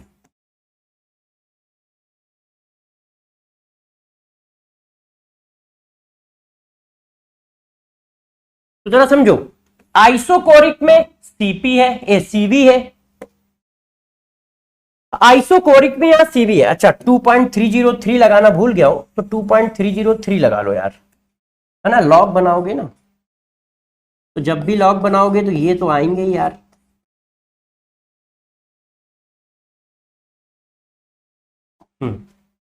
तो आइसोकोरिक है तो Cv है, आइसोबैरिक है तो Cp है। 2.303 NCP log T final upon T initial, T final upon T initial. अब बताओ, एडियाबैटिक होता है, आइसोथर्मल होता है, आइसोकोरिक होता है, आइसोबैरिक होता है, पांचों पढ़ा दिए, साथ साथ में एक साइक्लिक भी पढ़ा दिया। अब 6 नंबर प्रोसेस, तो बच्चों ने कहा सर 6 नंबर प्रोसेस कौन सा है? देखो, फेज चेंज प्रोसेस, जिनमें फेज चेंज हो रहा होता है, ऐसे प्रोसेस जैसे वेपराइजेशन, सब्लिमेशन, फ्रीजिंग, मेल्टिंग, इस तरह के प्रोसेस। यदि इस तरह के प्रोसेस होंगे तो फार्मूला क्या आएगा? बच्चे कह रहे हैं अच्छा सर समझ गए। तो देखो, फेज चेंज होता है तो फार्मूला आता क्या है? हम एक फेज से दूसरी फेज में जा रहे हैं। फेज का मतलब स्टेट, फिजिकल स्टेट। तो जितने भी फेज चेंज होते हैं वो सब के सब इक्विलिब्रियम पे होते हैं। वो सब के सब किस पे होते हैं? इक्विलिब्रियम पे। वो सब के सब इक्विलिब्रियम प्रोसेस है, और इक्विलिब्रियम प्रोसेस का मतलब हो गया कि वो सब के सब रिवर्सेबल प्रोसेस है। क्यों? आप रिवर्सेबल प्रोसेस में क्या कहते हो कि हर पॉइंट पे इक्विलिब्रियम होता है, हर पॉइंट पे इक्विलिब्रियम होता है। तो जितने भी फेज चेंज वाले प्रोसेस हैं वो सब के सब इक्विलिब्रियम पे होते हैं। आप देख लो, आप यदि वेपराइजेशन करते हो तो कैसे लिखते हो वेपराइजेशन को? तो वेपराइजेशन का मतलब क्या होता है? यही तो होता है कि लिक्विड और उसकी वेपर के बीच में इक्विलिब्रियम होगी। और ना मानो तो आपने वेपर प्रेशर में यही तो पढ़ा था। इसका मतलब ये एक रिवर्सेबल प्रोसेस है। क्यों? क्योंकि दोनों में इक्विलिब्रियम है, डायनेमिक इक्विलिब्रियम है। तो जितने भी फिजिकल स्टेट वाले प्रोसेस हैं वो सब के सब रिवर्सेबल होते हैं, और रिवर्सेबल होने की वजह से वो सब के सब इक्विलिब्रियम है, और इक्विलिब्रियम प्रोसेस होने की वजह से वो सब के सब रिवर्सेबल है। तो हमारा फार्मूला क्या है? तो दोस्त हमारा फार्मूला है, अब ये प्रोसेस है तो इसकी कोई ना कोई हीट होगी, हीट ऑफ प्रोसेस। और जितने भी प्रोसेस होंगे वो सब के सब कांस्टेंट प्रेशर पे होंगे। तो heat at constant pressure is known as enthalpy change, इसीलिए हम लोग इसको ये लिख रहे हैं। तो कांस्टेंट प्रेशर की हीट को हम क्या कहते हैं? इंथैल्पी चेंज कहते हैं। तो इस वजह से ये ऐसे आ गया, ऐसे। ये देखो, कांस्टेंट प्रेशर की हीट को हम इंथैल्पी चेंज कहते हैं। तो जितने भी फेज चेंज हो रहा है, फिर से दिमाग में बात बैठा लो, जितने भी ऐसे प्रोसेस हैं जिनमें फेज चेंज हो रहा होता है, मतलब स्टेट चेंज हो रहा है, तो उनकी जो हीट निकलती है उसको इंथैल्पी चेंज बोलते हैं। वो क्यों? क्योंकि वो सारी हीट कांस्टेंट प्रेशर पे निकलती है, और कांस्टेंट प्रेशर की हीट को इंथैल्पी चेंज बोला जाता है। तो इसका मतलब क्यों रिवर्सेबल की जगह हम डेल्टा एच ऑफ प्रोसेस डाल सकते हैं। तो इंट्रोपी चेंज कितना आ गया? तो इंट्रोपी चेंज आ गया delta H of process divided by T. अब टी क्या होगा? टी होगा हर प्रोसेस का स्पेसिफिक टेम्परेचर। जैसे वेपराइजेशन किस टेम्परेचर पे कंसीडर करते हो? बॉइलिंग पॉइंट पे है, बॉइलिंग पॉइंट पे कंसीडर करते हो ना। मेल्टिंग किस टेम्परेचर पे कंसीडर करते हो? मेल्टिंग पॉइंट पे। फ्रीजिंग किस टेम्परेचर पे कंसीडर करते हो? फ्रीजिंग पॉइंट पे, है कि नहीं? तो बस वो टेम्परेचर रखना है, temperature, specific temperature of process, specific temperature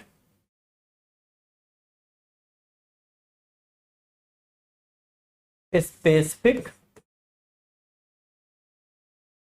temperature of process. Specific temperature of process, ये देखो, मतलब जब वेपराइजेशन चलेगा तो यहां क्या होगा? बॉइलिंग पॉइंट होगा। अभी इस चीज को मैं आगे बढ़ाता हूं। अब देखो, इस चीज को मैं बना के दिखाता हूं आपको, गौर से देखिए और समझिए।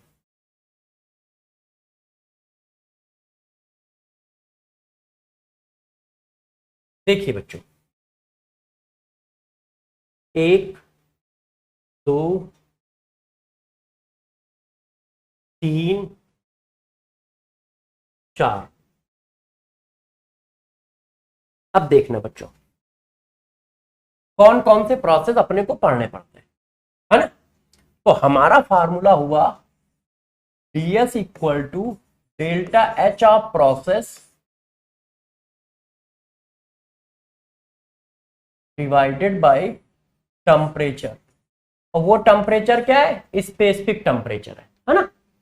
अब देखो यहां पे क्या है, यदि हम प्रोसेस की बात कर रहे हैं, कौन से? वेपराइजेशन प्रोसेस की बात कर रहे हैं।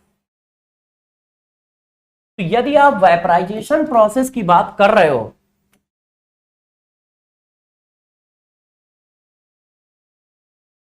तो जरा बताओ, वेपराइजेशन का मतलब होता है लिक्विड का वेपर में चेंज। इसके डेल्टा एच को क्या कहते हैं? Enthalpy of vaporization. और ये किस पर होता है, किस टेम्परेचर पे होता है? तो आप सब जानते हैं कि ये बॉइलिंग पॉइंट पे होता है, बॉइलिंग पॉइंट ऑफ लिक्विड। तो देखो डीएस का फार्मूला क्या बनेगा? Enthalpy of vaporization upon boiling point of liquid, उस लिक्विड का बॉइलिंग पॉइंट। तो ये बना जाके ds equal to enthalpy of vaporization upon TB, TB मतलब बॉइलिंग पॉइंट। ये फार्मूला बनेगा। इसी तरह से आपको फार्मूला बनाते चले जाना है। अब मान लो प्रोसेस कैसा है? फ्रीजिंग है या मेल्टिंग है, कुछ भी लिख लो यार, मेल्टिंग। अब यदि मेल्ट हो रहा है तो आप सब जानते हैं कहां से कहां जा रहा है? सॉलिड से जा रहा है लिक्विड।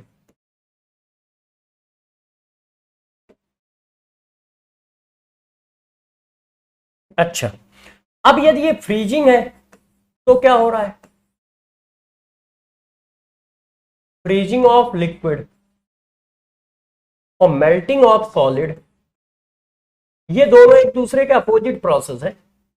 यहां पे क्या होगा? लिक्विड से सॉलिड जाएगा।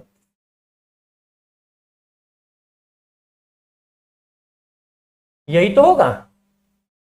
तो बच्चों ने कहा हाँ सर यही होगा। तो अब गौर सुनो, इंथैल्पी एक स्टेट फंक्शन होती है। क्या? इंथैल्पी एक स्टेट फंक्शन होती है। इसका मतलब इसको हम लोग इंथैल्पी ऑफ फ्यूजन कहेंगे और इसको भी इंथैल्पी ऑफ फ्यूजन कहेंगे। बस एक की वैल्यू निगेटिव है, एक की वैल्यू पॉजिटिव है। दोनों की न्यूमेरिकल वैल्यू सेम है, क्योंकि सॉलिड से लिक्विड गए और लिक्विड से सॉलिड आए, तो इनिशियल स्टेट और फाइनल स्टेट तो दोनों की सेम है, तो वैल्यू सेम आएगी, क्योंकि इंथैल्पी स्टेट फंक्शन है। जरा समझो, यदि कोई स्टेट फंक्शन है तो हम यहां से यहां गए और यहां से फिर वापस वहां आए, तो स्टेट तो सेम है ना। यहां से वहां जाना, वहां से यहां आना, स्टेट दोनों की सेम है, बस डायरेक्शन अलग अलग है। तो डायरेक्शन की वजह से माइनस प्लस साइन आएगा, मगर न्यूमेरिकल वैल्यू सेम आएगी। तो इसी वजह से इस फार्मूले में भी इंथैल्पी ऑफ फ्यूजन लिख देते हो, इसमें भी इंथैल्पी ऑफ फ्यूजन लिख देते हो। बस एक में एनर्जी निकलेगी और एक में देनी पड़ेगी। जैसे इसमें देनी पड़ेगी तो प्लस आएगा, इसमें निकलेगी तो माइनस आएगा। मगर हम फार्मूले में एनर्जी की न्यूमेरिकल वैल्यू रखते हैं, माइनस प्लस रखते ही नहीं है। तो इस वजह से इसका भी फार्मूला यही है, अपॉन मेल्टिंग पॉइंट, और इसका भी फार्मूला यही है। बस एक में वैल्यू प्लस आ रही होगी और एक में माइनस आ रही होगी। इसमें वैल्यू माइनस आएगी क्योंकि इंट्रोपी कम हो रही है, इसमें वैल्यू प्लस आएगी क्योंकि इंट्रोपी बढ़ रही है। और ये जो मैंने माइनस साइन लगाया है उसकी वैल्यू का लगा दिया है पहले से ही। अब इधर आ जाओ, अब क्या है, मान लो कहीं सब्लिमेशन हो रहा है, तो यार दोस्त सब्लिमेशन क्या होता है, वो होता है सॉलिड से वेपर। अब इसमें भी कोई डेल्टा एच होगा, वो डेल्टा एच ऑफ सब्लिमेशन होगा। और सब्लिमेशन भी किसी क्या करोगे, स्पेसिफिक टेम्परेचर पे कराया जाता है। तो जब सब्लिमेशन भी किसी स्पेसिफिक टेम्परेचर पे कराया जाता है तो ये आ जाएगा।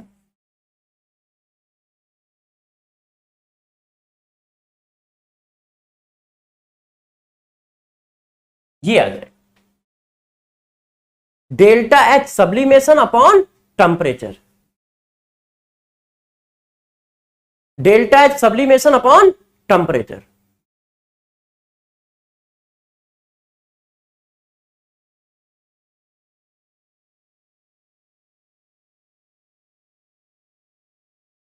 Delta H sublimation upon temperature,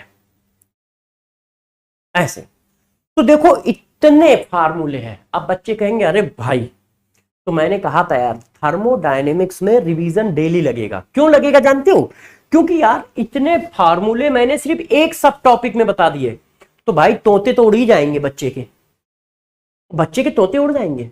और उसमें गलती नहीं है, उसकी जगह मैं भी होता ना, या मैं भी जब था, तो यार इस चैप्टर में डरा सहमा रहता था। क्यों, क्योंकि इतने कॉन्सेप्ट है, इतने कॉन्सेप्ट दिमाग में बैठाने के लिए डेली रिवीजन चाहिए। अब आप तुम टेक्निक समझ गए होगे कि ऐसा क्या है कि अचानक सर को दौरा पड़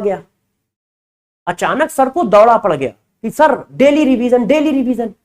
ऐसा क्यों बोलना है, जब से थर्मोडायनेमिक्स आया है तब से हम एक ही बात बोलना है, डेली रिवीजन करना है। क्यों, इसीलिए बोल रहा हूं यार, इतने फार्मूले हमें भी याद नहीं रहते थे जब हम तुम्हारी जगह पढ़ते थे, हमको भी भूल जाना होता था, तो इसलिए मैं भी डेली रिवीजन करता था। क्यों, अब एक फार्मूला ये आया, 1 2 3 4 फार्मूले, 4 सिचुएशन, 5 6 7 8 9 10, एक सब टॉपिक में 10 कॉन्सेप्ट। अभी खत्म नहीं हुआ है, तो इन सब बातों को बच्चों को याद रखना पड़ेगा ना, नहीं तो उसका तो बैंड बज जाएगा। तो इस वजह से आपको मैं कह रहा हूं कि डेली रिवीजन करो। क्यों, क्योंकि यार हर सब टॉपिक में कई फार्मूले हैं, कई कॉन्सेप्ट हैं। अब वर्क में इतनी सारी सिचुएशन कल पढ़ाई थी, आज फिर 10-12 सिचुएशन पढ़ा दी, कल 10-12 सिचुएशन पढ़ाई थी, आज 10-12 सिचुएशन पढ़ाई। यदि क्युमुलेटिव कर लो पूरे चैप्टर को, पता चला पूरे चैप्टर में 70-80 सिचुएशन है। और जबकि बाकी चैप्टरों में क्या होता था, 10-15 सिचुएशन पूरे चैप्टर में होती थी, मतलब 10-15 कॉन्सेप्ट पूरे चैप्टर में होते थे, या 20 होते थे। इसमें क्या है, पूरे चैप्टर में 80-90 कॉन्सेप्ट है, छोटे, और सबके नाम नए हैं, किसी पीछे वाले से लिंक भी नहीं है। एंट्रोपी 5 चैप्टर पढ़ चुके हो, किसी में आई 5 या 6 चैप्टर, कहीं नहीं आई ना, आगे फ्यूचर में आनी है किसी चैप्टर में, एक में थोड़ी बहुत आ जाए तो आ जाए है। तो सारे नए टर्म है, तो बच्चों को इतनी जल्दी कैसे याद हो, 7 दिन के अंदर, 5 दिन के अंदर। भाई 10-11 क्लास चलेगा, मान लो 10 क्लास चलेगा टोटल, आज 5वीं है या 6ठी है ना। अब कल से थर्मोडायनेमिक्स खत्म हो जाएगा, थर्मोकेमिस्ट्री स्टार्ट हो जाएगा, थर्मोकेमिस्ट्री 3 क्लास में खत्म हो जाएगा। तो जरा बताओ बच्चा बेचारा कैसे याद करेगा इतने, तब तक हम नए में कूद जाएंगे, और फिर 2 महीने बाद उसको कितना याद रहेगा। तो प्रॉब्लम नहीं कि टफ है, प्रॉब्लम टफ इसलिए है कि इतने छोटे छोटे टर्म है कि बच्चे याद नहीं कर पाते, रिवाइज नहीं कर पाते, दिमाग में स्टोर नहीं कर पाते। तो इसी वजह से मैंने कहा जब तक थर्मोडायनेमिक्स चल रही है डेली रिवीजन करो, मेरी क्लास हो या ना हो। मान लो जैसे संडे है क्लास नहीं होती है, फिर भी आप डेली थर्मोडायनेमिक्स को रिवाइज करो, पूरी नोटबुक अच्छे से, पूरी नोटबुक अच्छे से रिवाइज करो। अब देखो इतने फार्मूले, इतनी सिचुएशन आपके पास है। आज बच्चे कह रहे होंगे कि सर पूरा आपने पढ़ा डाला, मगर यार सीएसडी नहीं दिए, इतना पढ़ा डाला है मगर सीएसडी नहीं दिए। तो मैंने कहा दोस्त दे देता हूं सीएसडी, ऐसी क्या बात है, तो चलो आ जाओ। अब प्रॉब्लम यह है कि सीएसडी नंबर कौन बताएगा आज, कौन सा सीएसडी चल रहा था, सीएसडी नंबर कौन बताएगा कि कौन सा सीएसडी चल रहा था, बताओ कौन सा सीएसडी चल रहा था। दिमाग की बत्ती जलाएं कि कौन सा चल रहा होगा, कौन सा चल रहा होगा बताओ, क्या कहूं। जहां तक मैं दिमाग की बत्ती जला पा रहा हूं ना, ये 16-17 नंबर का सीएसडी चल रहा होगा, है ना। तो इसको हम डालते हैं 16 नंबर का सीएसडी। आप वही नंबर डालिएगा जो आपकी नोटबुक में पड़ा है, मतलब 15 तक हो चुका है तो 16 डालिएगा, 13 तक हो चुका है तो 14 डालिएगा, 17 तक हो चुका है तो 18 डालिएगा, ठीक है। अब मुझे आइडिया नहीं है तो मैंने अपनी तरफ से एक नंबर डाल दिया है। अब देखो इंट्रोपी की कितनी बातें हमें ध्यान रखनी चाहिए। इंट्रोपी, इंट्रोपी क्या मेजर करेगा, रैंडमनेस को मेजर।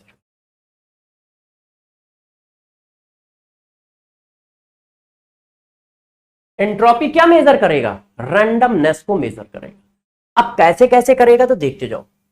इसका पहला पॉइंट, मैंने जितने भी फार्मूले या कॉन्सेप्ट दिए सब लिखता जा रहा हूं, है ना। देखो पहला ए, अब आप समझ जाओगे इसमें कितने कॉन्सेप्ट हैं। ए, एंट्रोपी किसकी ज्यादा होती है, गैस की, फिर किसकी होती है, लिक्विड की, फिर किसकी होती है, सॉलिड की। फिर मैंने क्या बताया, यदि फिजिकल स्टेट सेम है तो जितना ज्यादा अमाउंट उतनी ज्यादा एंट्रोपी, अमाउंट या मोल। फिर मैंने क्या बताया, एंट्रोपी जो होती है टेम्परेचर के डायरेक्टली प्रोपोर्शनल होती है। यदि मोल क्या है, अमाउंट क्या है, कांस्टेंट है। फिर मैंने क्या बताया, एंट्रोपी जो होती है वो एटॉमिसिटी के डायरेक्टली प्रोपोर्शनल होती है। यदि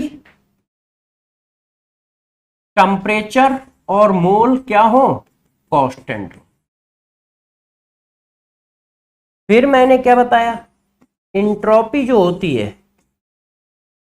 मॉलिक्यूलर वेट के प्रोपोर्शनल होती है। यदि temperature, mole and atomicity constant हो, ये तीनों चीजें क्या हो, कांस्टेंट। फिर मैंने क्या बताया कि एंट्रोपी जो होती है वो और की ज्यादा होती है, और की ज्यादा होती है उसके प्योर फॉर्म से। एंट्रोपी जो होती है उसकी और की ज्यादा होती है उसके प्योर फॉर्म से।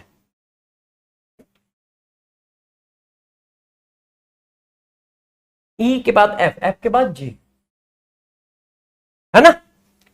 फिर बच्चों मैंने क्या बात बताई, फिर मैंने आपको इतने कॉन्सेप्ट दे दिए थे, इतने कॉन्सेप्ट मैंने दे दिए थे, ठीक है।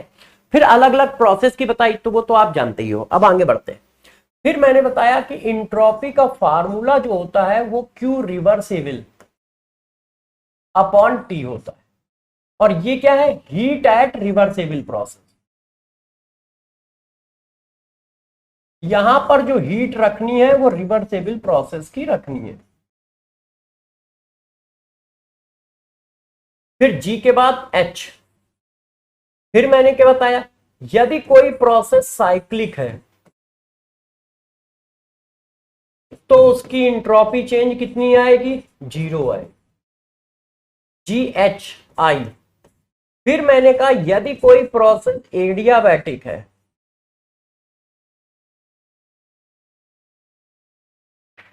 तो उसकी इंट्रोपी चेंज 0 आएगा। क्यों? क्योंकि Q इक्वल टू 0 है, HIJ। फिर मैंने कहा यदि कोई प्रोसेस आइसोथर्मल है तो उसकी इंट्रोपी चेंज ये आएगी, NR।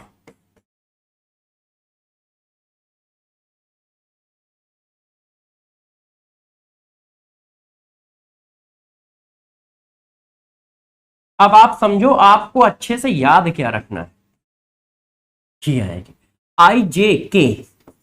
फिर मैंने बताया यदि कोई प्रोसेस आइसोकोरिक है तो इंट्रोपी चेंज कितना आएगा?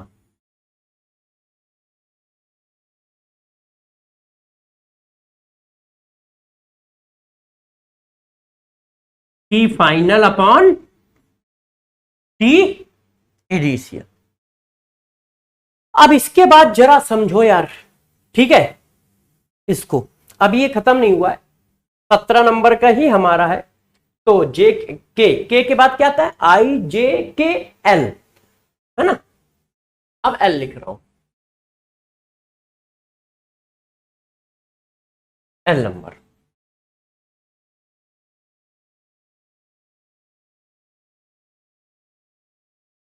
IJKL। फिर मैंने बताया यदि कोई आइसोबैरिक प्रोसेस हो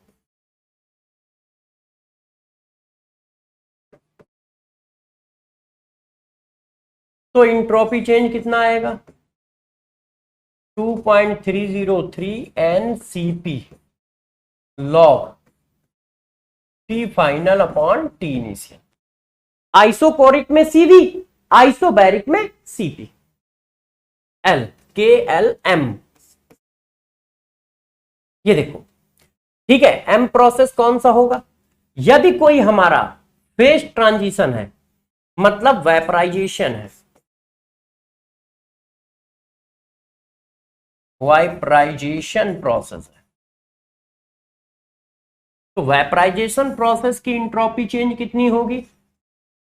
DS equal to delta H vaporization upon boiling point, TB N। यदि कहीं पर हमारे पास क्या हो? मेल्टिंग प्रोसेस हो, मेल्टिंग ऑफ सॉलिड, तो DS इक्वल टू क्या होगा? मेल्ट कर रहा है तो एनर्जी देनी पड़ेगी, delta H fusion upon melting point. ये देखो NMNO। यदि कहीं पर क्या हो रहा हो? फ्रीजिंग हो रहा हो,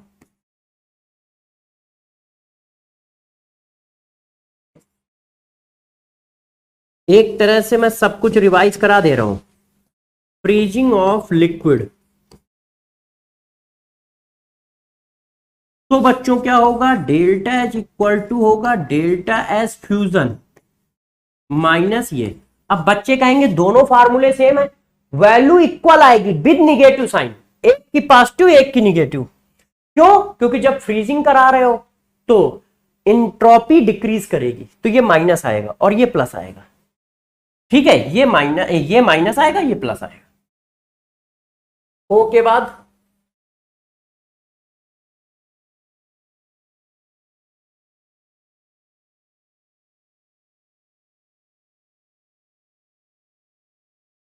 हाँ, OP सब्लिमेशन है। यदि प्रोसेस सब्लिमेशन है तो हमारा आ जाएगा entropy of sublimation divided by T। Enthalpy change, sublimation process का enthalpy change divided by T, OPQ। यदि कहीं पर ट्रांजिशन हो रहा हो, ठीक है, ट्रांजिशन मतलब जैसे आप डायमंड से उसमें जा रहे हो, ग्रेफाइट में। तो डायमंड से ग्रेफाइट में जाने का मतलब क्या है कि एक फॉर्म से दूसरे फॉर्म में जा रहे हो, ट्रांजिशन हो रहा है ना। तो क्या होगा, किसी एक फॉर्म से दूसरे फॉर्म में जा रहे हो, जैसे रोम्बिक सल्फर से, ठीक है, आर्थोरोम्बिक सल्फर में जा रहे हो, मोनोक्लिनिक सल्फर से ट्राइक्लिनिक सल्फर में जा रहे हो। तो ये क्या है, ट्रांजिशन हो रहा है ना। तो जरा देखो, यदि कोई ऐसा ट्रांजिशन है वन सॉलिड फॉर्म से अदर सॉलिड फॉर्म, यदि एक सॉलिड फॉर्म से दूसरे सॉलिड फॉर्म में जा रहे हो, फॉर एग्जांपल जैसे देखो डायमंड है, आप डायमंड से किस में जा रहे हो, ग्रेफाइट में, ऐसे। तो फार्मूला यही है, ds equal to delta H of process upon temperature. जिस टेम्परेचर पे ये ट्रांजिशन हो रहा होगा, temperature of process, entropy change का ये आ जाएगा, ठीक है। अब Q P Q R unit of ds, unit क्या होती है, तो देखो यार हमारा फार्मूला है Q ds equal to Q reversible upon T। तो ये रिवर्सेबल प्रोसेस की हीट है, तो इसका जूल हो गया या केल्विन हो गया, जूल, केल्विन इनवर्स, जूल ये केल्विन ये। अब गौर से सुनिएगा, गौर से सुनिएगा, ये जो ds कैलकुलेट होता है ये पर मोल कैलकुलेट हो रहा होता है, इसी वजह से मोल इनवर्स भी आता है, joule kelvin inverse mole inverse, क्योंकि हम जो ds कैलकुलेट कर रहे हैं वो पर मोल चेंज कैलकुलेट कर रहे हैं। तो joule kelvin inverse mole inverse इसकी यूनिट आ गई। इतनी बातें आपको अच्छे से रिवाइज होनी चाहिए एंट्रोपी ऑफ सिस्टम में। ये देखो मिनिमम इतनी बातें अच्छे से रिवाइज होनी चाहिए।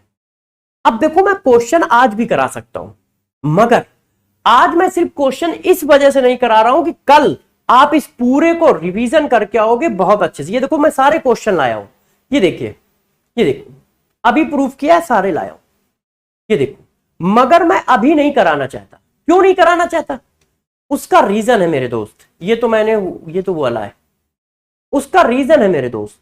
मैं कराऊंगा तो फिर मैं करूंगा ऊपर से, ये देखो सारे क्वेश्चन है, ऊपर से तुम क्या करोगे, तुम अभी नोटबुक में लिखा है देख देख के बता दोगे।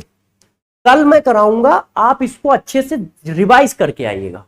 तो होमवर्क में क्या है, रिवीजन करके आना है, रिवीजन ऑफ सब टॉपिक। किसका सब टॉपिक है, एंट्रोपी। एंट्रोपी को रिवाइज करके आना है, जितना भी पढ़ाया है वो सब अच्छे से रिवाइज करोगे, सारे फार्मूले दिमाग में रखोगे। और किसका करके आना है, हीट कैपेसिटी।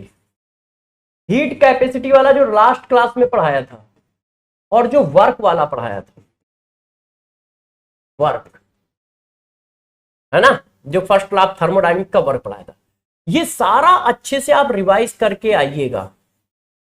इंथैल्पी, चलो इतना बस, ये रिवाइज करके आइएगा। कल की क्लास में कम से कम 30 क्वेश्चन हम लोग करेंगे, 30 क्वेश्चन एंट्रोपी के भी होंगे, पीछे वाले भी होंगे, और गिफ्ट फ्री एनर्जी 10 मिनट का टॉपिक है पढ़ाने में, 10-15 मिनट का, और उसके भी क्वेश्चन होंगे।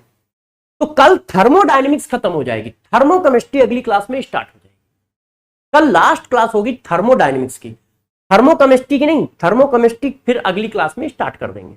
मगर कल हमारे पास टॉपिक सब पढ़ाने को सिर्फ गिफ्ट फ्री एनर्जी होगा, और बाकी 1.5-2 घंटे सिर्फ क्वेश्चन चलेंगे। तो ये मान के चलो कल आपको 30 से 40 क्वेश्चन की प्रैक्टिस करनी है मिनिमम, और वैसे हो सकता है 50 हो जाए। तो आपका होमवर्क क्या होगा, ये टॉपिक अच्छे से रिवाइज करके आना। जैसे क्वेश्चन हम ना करें आप करो, तब आपका कॉन्फिडेंस बिल्डअप रहेगा।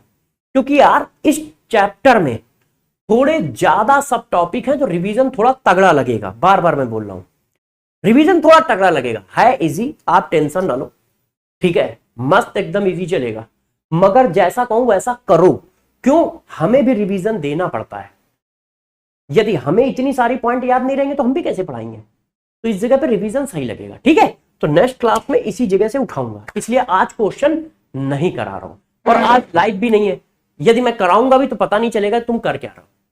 तो कल हम लोग लाइव में ये सारा काम करेंगे, ठीक है। तो मिलते हैं कल। आप अपना ध्यान रखिएगा, पढ़ाई करते रहिएगा और सब रिवाइज करके आइएगा। ऑल द वेरी बेस्ट मेरे फ्यूचर डॉक्टर।